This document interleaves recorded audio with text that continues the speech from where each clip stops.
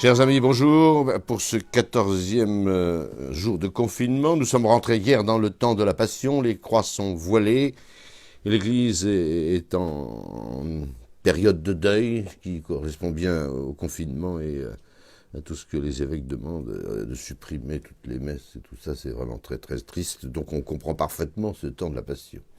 Pourquoi les croix sont voilées? Parce que les croix, dans la tradition catholique, sont glorieuses.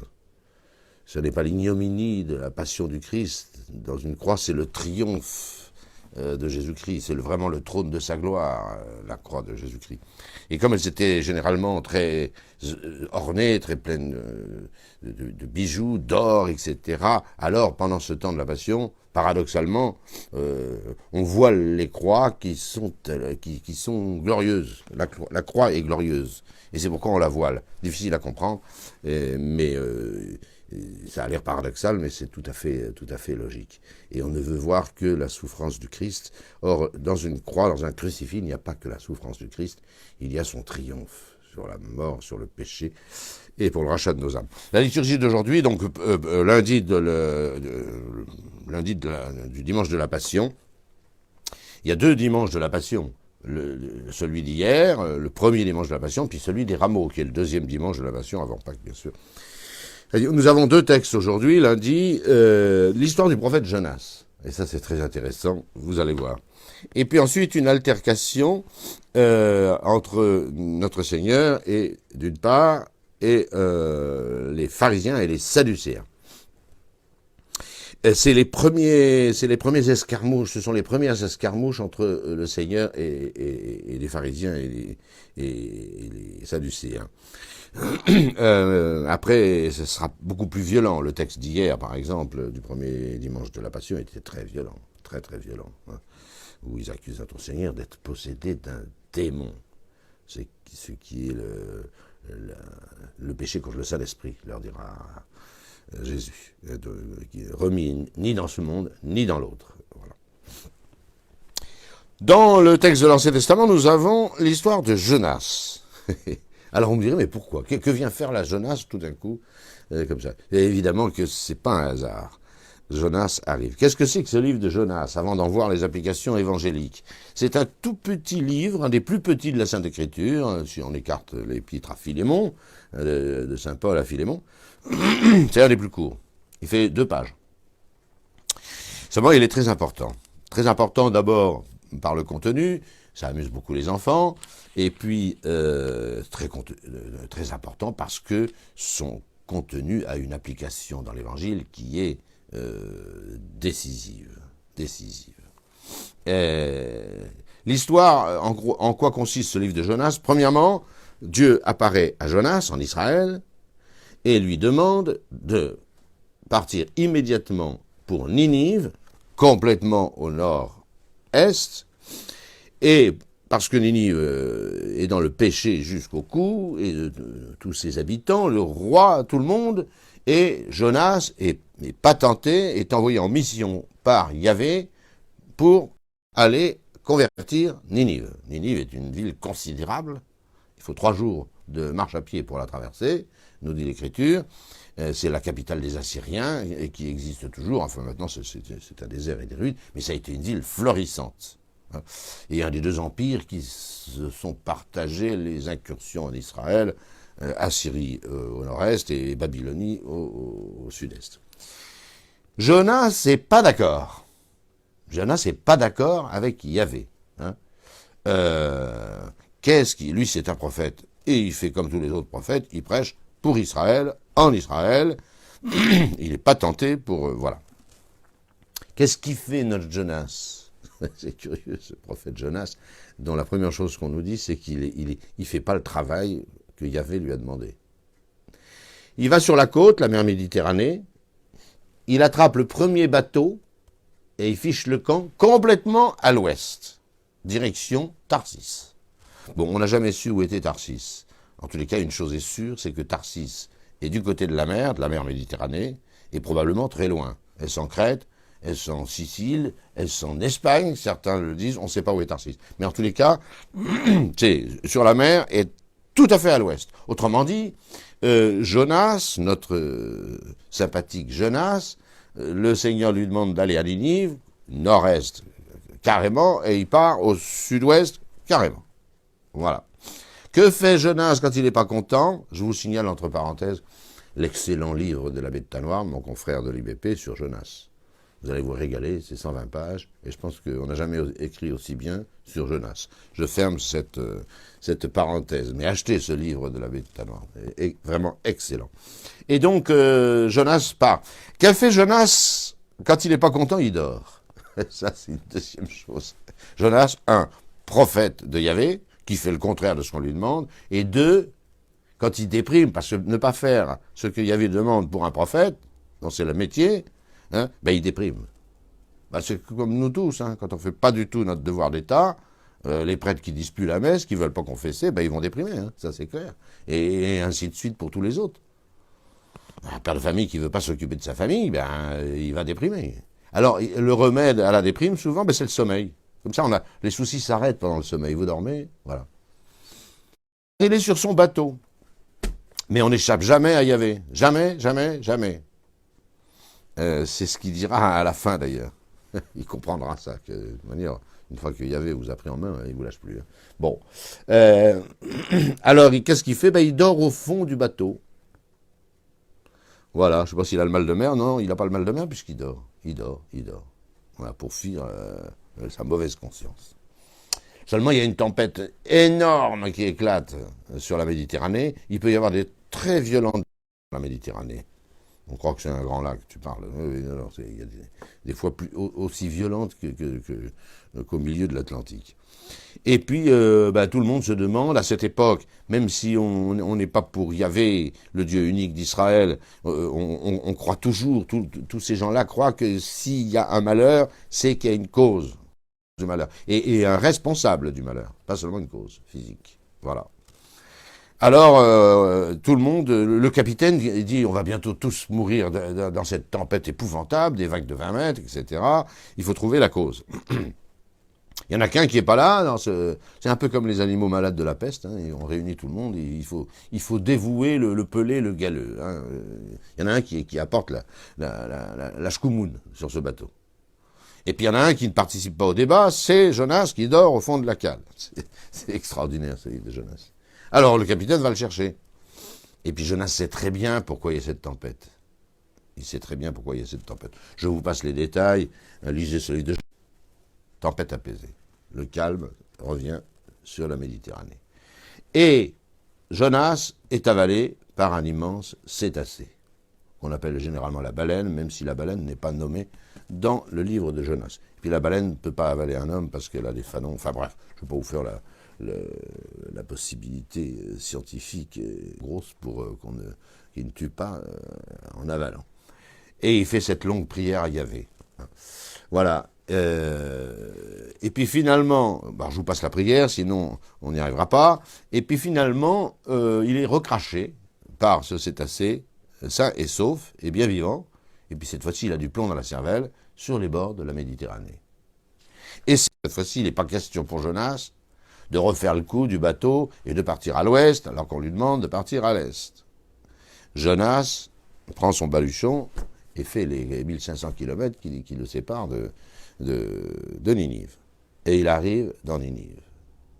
On imagine Jonas tout seul, hein, avec son baluchon, et il hurle pendant des jours et des jours, hein, il hurle encore détruite. Encore 40 jours et Ninive sera détruite.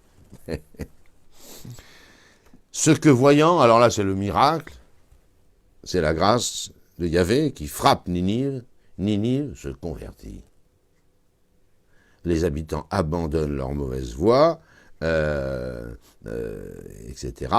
Et jusqu'au roi qui ordonne des jeûnes, pas seulement pour les hommes, tout le monde doit arrêter son péché, des jeûnes, mais même pour les animaux aussi, pour tout le monde, le sac, la cendre, etc.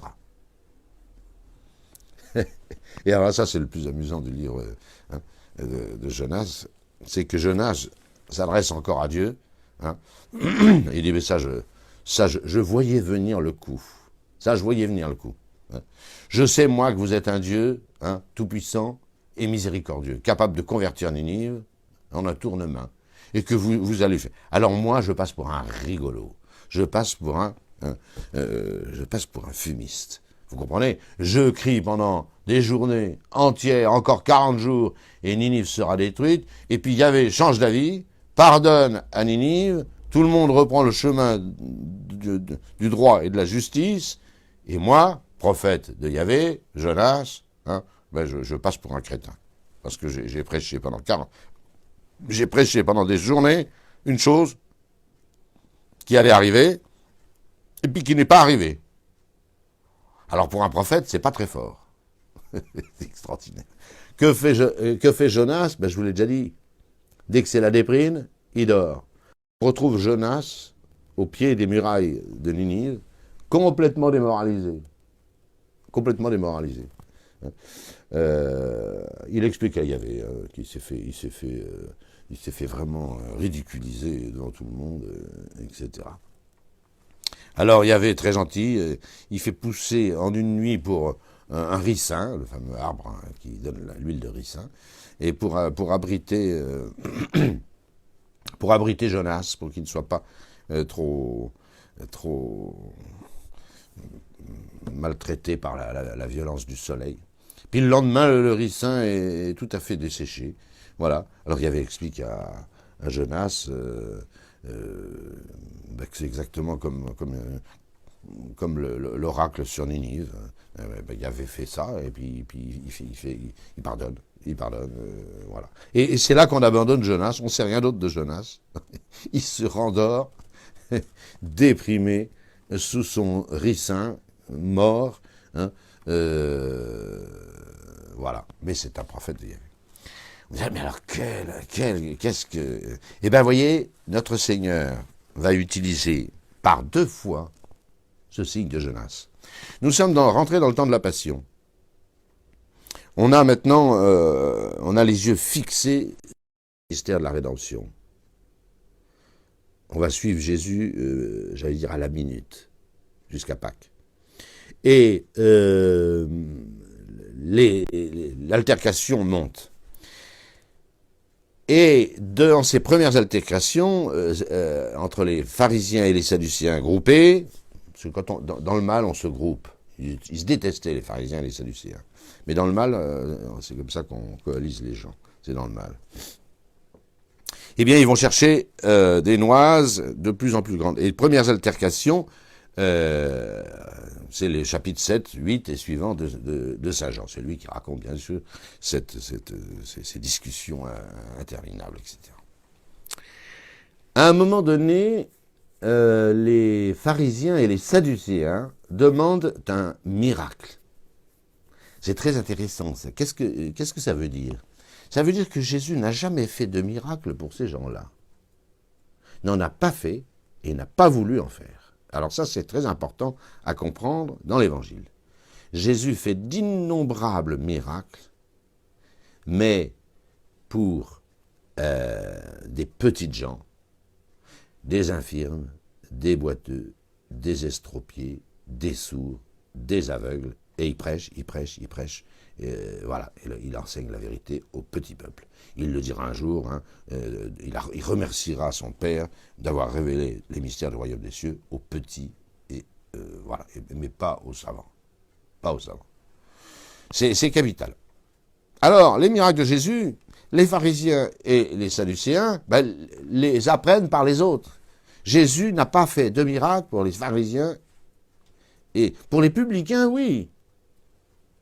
Il a converti Matthieu, Saint Matthieu, le grand apôtre Matthieu, il l'a enlevé de sa table des impôts et en a fait un apôtre prestigieux et l'auteur du premier de nos évangiles. Bon, c'est un publicain, mais c'est pas un pharisien et c'est pas un sadducéen. Alors, les sadducéens, qui étaient les sadducéens? C'est pas tout.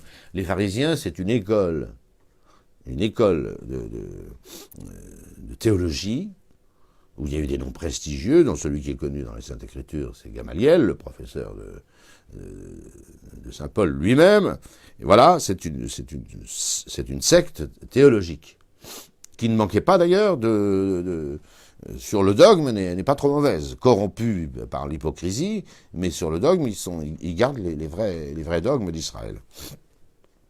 Les Sadducéens, c'est totalement autre chose.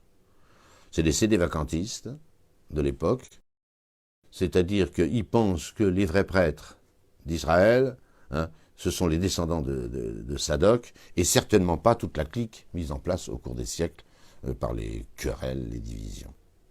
Voilà. C'est ceux qui pensent que c'est encore Paul VI qui est dans les caves du Vatican, c'est à peu près pareil, ou je sais pas qui, ou Télésphore Ier, chercher qui vous voudrez, voilà. Alors que le pape régnant, ben c'est François, c'est comme ça, voilà. Donc, pour eux, c'est Pie XII, ou c'est Paul VI, ou je sais pas qui, voilà. Dans je ne sais quelle cave ou caverne de Qumran. Non, et les gens de Qumran étaient comme ça. Hein.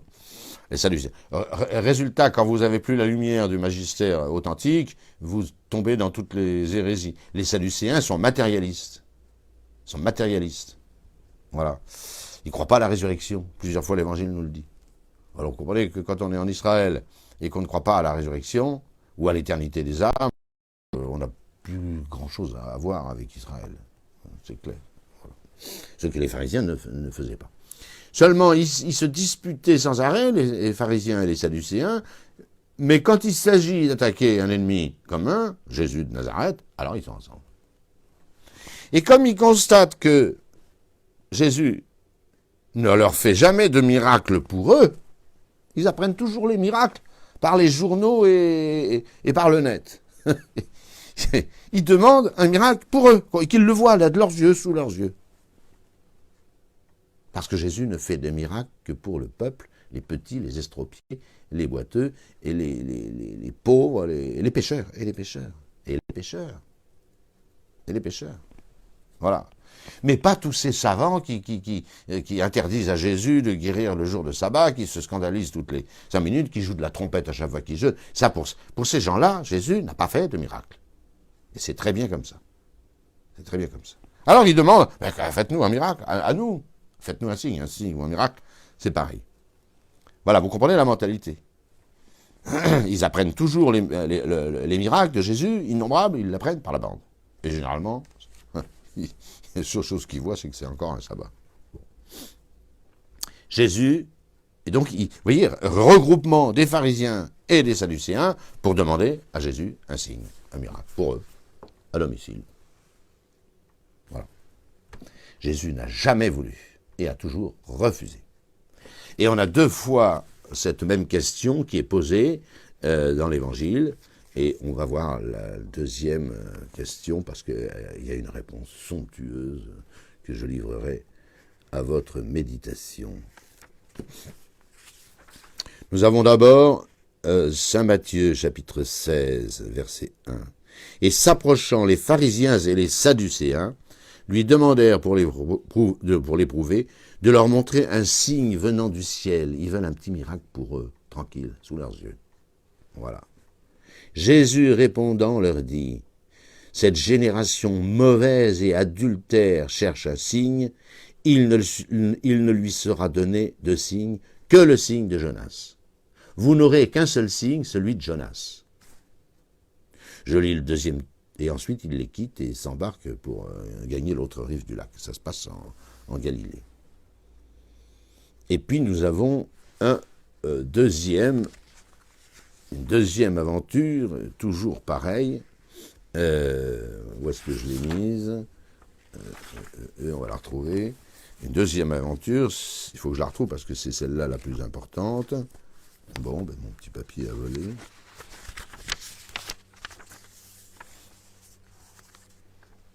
Bref, je vais vous la raconter. Ça se passe cette fois-ci à Jérusalem, un petit peu plus tard, mais pas dans la crise finale. Rebelote, les pharisiens et les sadducéens redemandent un signe personnel à Jésus de Nazareth sous leurs yeux, voilà, pour se convaincre que Jésus, voilà. Même chose, ça commence pareil, Jésus leur répond, « Cette génération perverse et adultère demande un signe, il ne lui sera donné aucun signe que le signe de Jonas. » Et là, Jésus met les points sur les i. De même que Jonas a passé 3 jours dans le ventre du cétacé. De même, le Fils de l'homme passera 3 jours dans le sein de la terre. Sous-entendu, il sera, comme Jonas, rendu par la terre qui le tiendra captif. C'est le signe de Jonas. C'est la disparition du Fils de l'homme, très courte. En vérité, pas 3 jours, mais 3 jours. Pourquoi on dit il ressuscitera le 3e jour? Parce que c'est le signe de Jonas. Et Jonas a passé 3 jours dans le ventre du cétacé. Jésus a passé 3 jours, si je puis dire juridiquement, un bout très court du vendredi saint, tout le samedi saint, et très peu du dimanche de Pâques. Bon. Mais c'est 3 jours. Le signe, c'est 3 jours. Voilà. Et Jésus d'ajouter, dommage que j'ai perdu mon texte, mais Jésus d'ajouter, cette génération mauvaise et adultère, eh bien je vous dis, la reine de Saba se lèvera contre elle pour la juger et la condamner. Parce que la reine de Saba est venue d'Éthiopie pour écouter la sagesse de Salomon, et il y a ici plus que Salomon. Et les habitants de Ninive se lèveront au jour du jugement, c'est terrible ces paroles, hein, et condamneront cette génération perverse et adultère, parce qu'ils ont fait pénitence à la voix de Jonas. Et il y a ici plus que Jonas. Voilà. Jésus, par rapport aux autorités, n'a donné que 2 signes. On a déjà vu le premier, lors de quand Jésus chasse les vendeurs du temple, à coup de fouet renverse tout. Quand on lui demande de quelle autorité il peut se permettre une attitude aussi scandaleuse, il répond « Détruisez ce temple, et moi, je le rebâtirai en 3 jours. » Premier signe, le signe du temple. Le temple, c'est son corps. Ils vont le détruire, mais lui va le rebâtir en 3 jours. 3 jours, toujours 3 jours. Même si c'est 1 jour et demi, ça fait 3 jours. Et puis deuxième, le signe de Jonas. Pas de miracle pour ces gens-là. Le signe du temple. Le temple sera détruit et rebâti en 3 jours. Le signe de Jonas. Le Fils de l'homme va disparaître et reparaître au bout de 3 jours. Signe de Jonas. Alors vous comprenez très bien cette altercation avec les Juifs. C'est manifeste. Même s'il n'est pas question de Jonas dans ce texte, il est question de cette disparition momentanée du Christ et de sa réapparition. Voilà. Et alors là, les pharisiens ne comprennent rien du tout. Hein. En ce temps-là, les princes des prêtres et les pharisiens envoyèrent des serviteurs pour arrêter Jésus.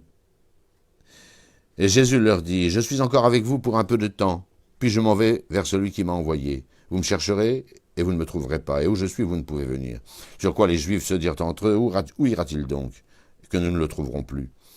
Ira-t-il vers ceux qui sont dispersés parmi les nations ?» La diaspora. Que signifie cette parole qu'il a dit, « Vous me chercherez et vous ne me trouverez pas, et où je suis, vous ne pouvez venir. » Le dernier jour le plus solennel, le temple détruit et rebâti en 3 jours, tout début de son ministère, et dans les premières altercations, le signe de Jonas. Le signe de Jonas est d'une importance considérable dans l'Évangile. C'est l'argument. Et qu'est-ce qui va se passer? C'est l'argument décisif pour les autorités. C'est le signe de Jonas. Et les pharisiens, les scribes, les sadducéens auraient dû y réfléchir. Ils connaissaient un petit peu les Écritures, qu'il serait livré aux païens, crucifiés, etc. Et le 3e jour, il ressuscitera. Ce qui est incroyable, c'est que dans le laps de temps où Jésus ressuscite, et les seuls qui croient à la résurrection, ça va être eux. Les seuls qui croient à la résurrection. Les apôtres n'y croient pas, hein, personne n'y croit, par la Vierge Marie, hein, mais les pharisiens et les sadducéens sont au comble de l'inquiétude. Et c'est eux qui vont trouver Pilate pour faire garder le tombeau. Pourquoi? Parce qu'ils ont très peur que celui qu'ils ont mis en croix il y a 2 jours ne ressuscite. Il y a 1 jour, là où le jour même. Ils ont très très peur. Parce qu'ils ont fini par comprendre le signe de Jonas et le signe du temple. Voilà, à vous de méditer ce signe de Jonas et de vous donner beaucoup de joie dans ces paroles. La reine de Saba jugera cette génération, parce qu'elle est venue d'Éthiopie écouter la sagesse de Salomon. Il y a ici plus que Salomon. Les Ninivites se lèveront au jour du jugement et condamneront ces pharisiens et ces sadducéens hypocrites, car ils ont fait pénitence, eux, à la voix de Jonas, et il y a ici plus que Jonas. Je vous remercie.